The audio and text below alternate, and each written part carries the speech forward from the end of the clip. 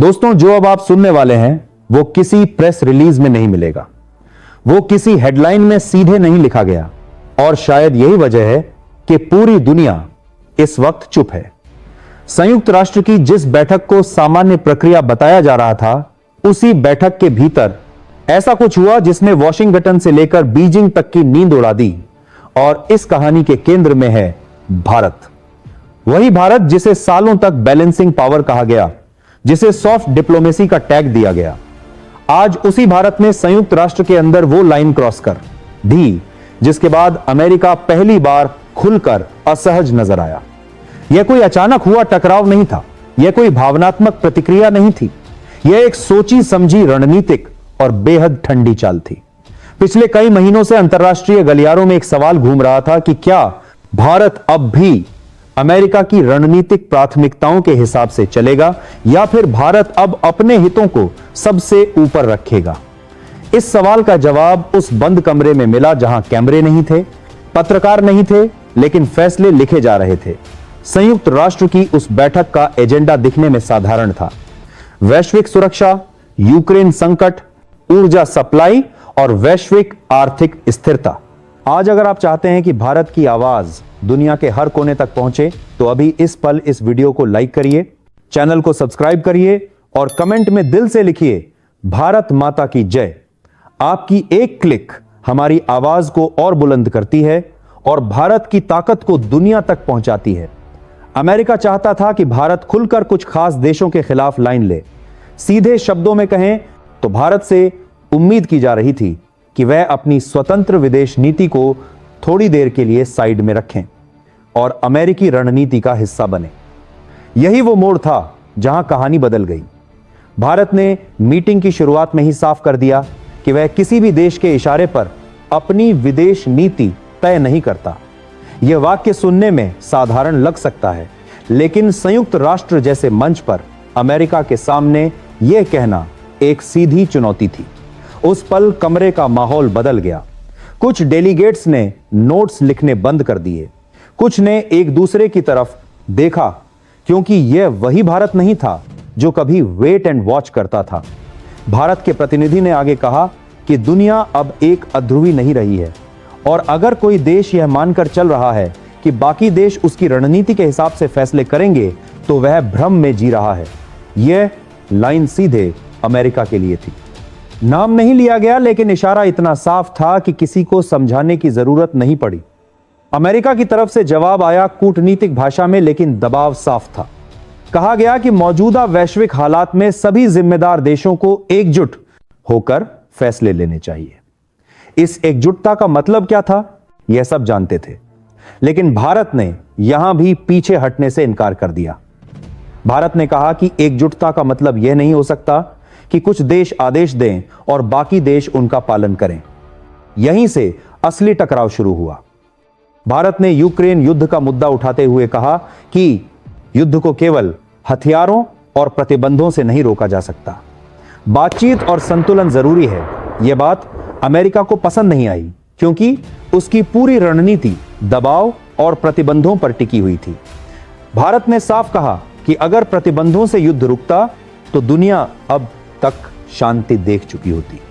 यह बयान सिर्फ एक राय नहीं था, यह अमेरिका की नीति पर सीधा सवाल था। और संयुक्त राष्ट्र के उस बंद कमरे में पहली बार ऐसा हुआ जब अमेरिका को अपनी ही भाषा में जवाब मिला। इसके बाद ऊर्जा का मुद्दा उठा। भारत ने कहा कि विकासशील देशों को यह उपदेश देना कि वे किससे तेल खरीदें और किससे नहीं, यह व्यवहारिक नहीं है। भारत ने दो टूक कहा कि उसकी प्राथमिकता अपने नागरिकों की ऊर्जा सुरक्षा है, ना कि किसी भू राजनीतिक एजेंडे को खुश करना। इस बिंदु पर माहौल और ज्यादा गंभीर हो गया। कुछ देशों ने चुप्पी साध ली, कुछ ने भारत की तरफ समर्थन भरी नजरों से देखा, क्योंकि भारत वही सवाल पूछ रहा था जो कई देश पूछना चाहते थे लेकिन पूछ नहीं पा रहे थे। भारत ने आगे कहा कि संयुक्त राष्ट्र का उद्देश्य शक्ति संतुलन बनाना है, ना कि शक्ति थोपना। और अगर संयुक्त राष्ट्र खुद ही कुछ चुनिंदा देशों का उपकरण बन जाएगा तो इसकी विश्वसनीयता पर सवाल उठेंगे। यह वाक्य किसी धमाके से कम नहीं था। इस बैठक के बाद बाहर कोई आधिकारिक बयान नहीं आया। ना अमेरिका ने खुलकर कुछ कहा, ना भारत। लेकिन कूटनीति की दुनिया में खामोशी अक्सर सबसे तेज आवाज होती है। वॉशिंगटन में इस मीटिंग को लेकर आंतरिक बैठकों का दौर शुरू हो गया। वहीं नई दिल्ली में इस मीटिंग को भारत की रणनीतिक परिपक्वता के रूप में देखा गया। यह वही भारत है जो अब साफ कही रहा है कि दोस्ती बराबरी पर होगी, दबाव में नहीं। और यही वजह है कि आज पूरी दुनिया यह समझने की कोशिश कर रही है कि क्या यह सिर्फ एक बैठक थी या फिर यह एक नए वैश्विक क्रम की शुरुआत है। क्योंकि अगर भारत ने एक बार यह तय कर लिया कि वह अब किसी भी दबाव के आगे नहीं झुकेगा, तो इसका असर सिर्फ अमेरिका पर नहीं पड़ेगा, बल्कि पूरी अंतर्राष्ट्रीय राजनीति की दिशा बदल सकती है।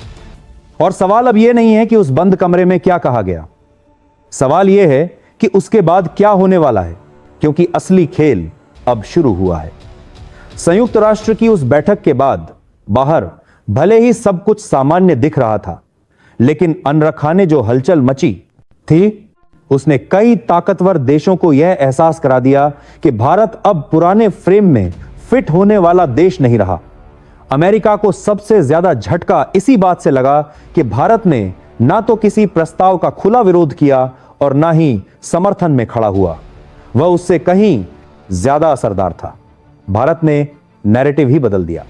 अमेरिका को उम्मीद थी कि भारत बाकी सहयोगी देशों की तरह मीटिंग के बाद कम से कम डिप्लोमेटिक बयान में उसकी लाइन को सपोर्ट करेगा, लेकिन भारत ने जानबूझकर चुप्पी चुनी। यह चुप्पी दरअसल एक संदेश थी।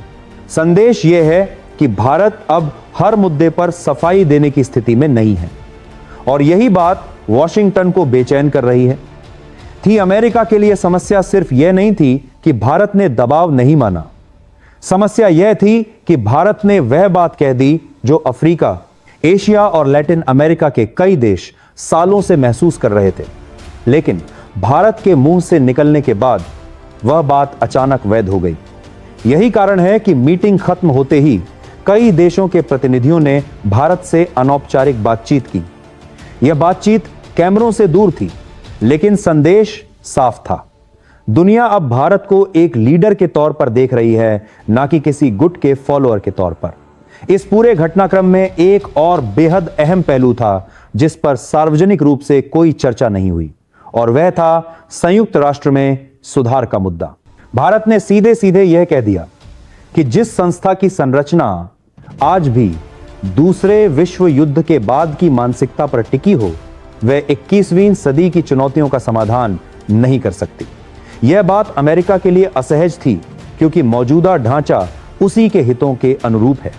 संगीत भारत ने सवाल उठाया कि जब दुनिया की आबादी, अर्थव्यवस्था और सुरक्षा चुनौतियां बदल चुकी हैं, तो निर्णय लेने वाली ताकत कुछ गिने चुने देशों तक ही क्यों सीमित है।